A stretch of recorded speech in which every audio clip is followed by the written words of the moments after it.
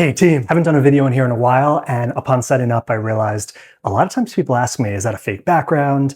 Are you in a sauna? And I realized people don't know where I am right now. So I'm on the second floor, the top floor of the barn. So if you hear a rooster crow, which you very well likely, it's coming from that way. If you hear a loud smash into a wall, it's a goat underneath with big horns just running into the wall because that's what they do. And yeah, and I like it. So that's where I am. And if you're ever part of CEO Mastermind, every pretty much September, we get together here and you can come and see the setup. But that's not the point of this video. The point of this video is one of the most important points when it comes to leadership and what makes or breaks your practice. Because your team will have the biggest impact on your profits, your practice, and your peace of mind after you have owned the fundamentals of what we teach in the beginning: new patient attraction, new patient experience, and cash flow and numbers and knowing how to make the money work. And one of the biggest mistakes I see good chiropractors make is not understanding that there's two types of team members, employees. And I don't mean A and B. B shouldn't be with you. That's a whole different story and a whole different training. I'm talking about even A players. You've got heads and you've got hands. So let me show you what that actually looks like. All right, we've got heads and we've got hands. Now that's a picture of the brain. First point, heads and hands, and we're all considering these A players. First one is heads. These are going to be people who, team members, who can bring strategy and ideas to you. They're going to be people who can lead or manage others. And they're going to be people who you trust making decisions on your behalf. And like important decisions, not like, do we need more paper towel in the back room? Now, hands, on the other side, are going to be focused on repetitive tasks or ideas expected, no critical thinking or decisions.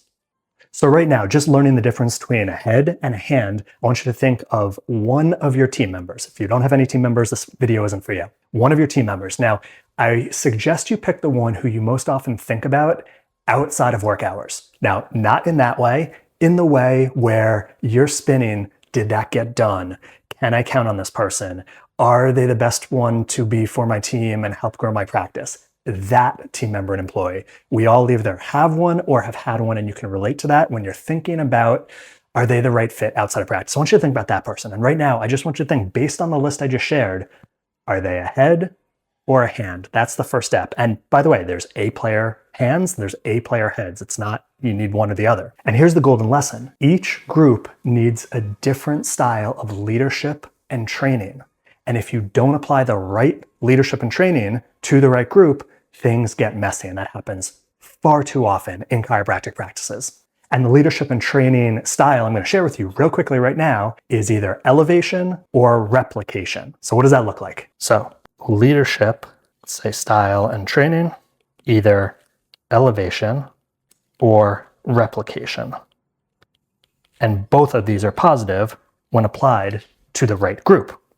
So what's elevation and what's replication? Real simple. Elevation is this person is constantly able to grow to different levels in your practice, like moving up the org chart. Give us a really simple example. Tech CA, just responsible in the back for administering modalities, who graduates to front desk CA, who graduates to office manager. That's elevation. Replication is someone who's going to stay in that same position, and you're going to keep training them over and over because that's what certain humans need, even A players, so things don't fall through the cracks. I'm going to show you what each of these looks like in a grid, so you're not applying the wrong type of leadership and training to the wrong type of team member. So let's start with this grid. We've got 4 quadrants. We've got head, hand, and we got training style. We've got elevate, replicate. Now, what happens, because head should be elevate and hand should be replicate, what happens when we do the wrong one? With hands, if we try to elevate, we get chaos, overwhelm, and basics get missed. Now this means a hand, you have someone who is supposed to be doing repetitive, more administrative tasks, but you keep overloading them with more and different and expect them to keep being able to do more and more. In that space, things get chaotic, overwhelmed, and the basics get missed. Now, for a head, if you try to get them to replicate meaning constantly training on the same thing, you get boredom, burnout, and moving on. If they have no upward trajectory, they're not being challenged, they're going to move on.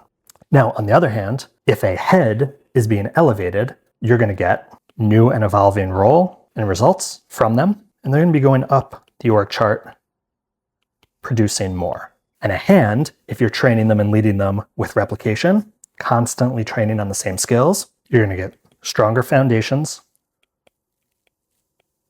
more dependability, and that's in every way, like your team counting on the rest of the team, your patients knowing what's going to happen, and things just not falling through cracks.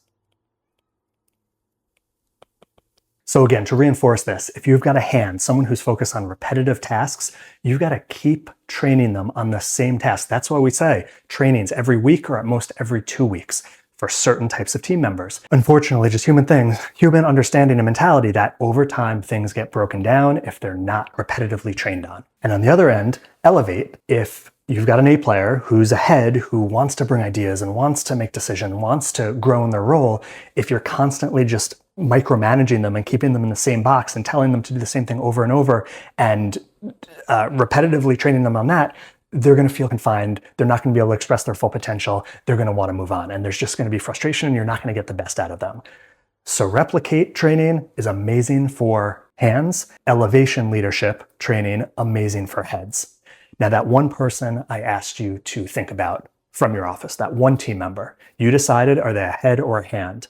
Now, what I want you to think about and act on is, how are you leading and training them? Are you taking a hand and training them and leading them like a head, or taking a head and leading them and training them like a hand? If so, there's a fantastic possibility that's why things are getting overwhelmed, chaotic, falling through the cracks, or things are just stagnant, slow, and you're frustrated that there isn't more, that you're pushing the team up the hill rather than the team is pulling you up the hill. So hopefully from watching this, you've realized you've got a training style and leadership style that is not a perfect fit for the head or the hand employee team member with you, and you've got room for improvement. I cannot stress enough how much your team makes a difference for your practice, your profits, and your peace of mind after you've owned the foundations of attraction, new patient experience, so that's consult, exam, recommendations, fees, care plans, retention, and understanding how to look at numbers and handle money coming into your practice. Focus on your team, watch how much easier practice and life gets.